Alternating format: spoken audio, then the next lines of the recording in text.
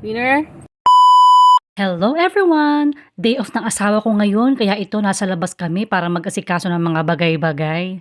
Tatapos nga lang ng fingerprinting ko yan at bumabiyahe na kami papuntang mall para magpalipas ng oras. Alas 12 pa kasi ng tanghali kami mag-meet ng aking mga clients para sa mga order nila sa akin. Kaya nag-lunch muna kami sa McDo and then after a while dumating na yung isang client. Bedsheet nga itong nagustuhan niya at yan siya nakasakay sa little green boxcar. Habang naghihintay sa isa pa naming customer ay naisipan man itong asawa ko na maglaro-laro muna dito sa aming sasakyan para iwas bagot ba. At ayan nga, aliw na aliw din kami sa paglalaro lalo na't kapag siya ay nananalo. Matagal-tagal din nga kami naghintay pero yung client ko hindi nagre-reply, naka-offline siya. Kaya nag-decide na lang kami mag-grocery shopping muna.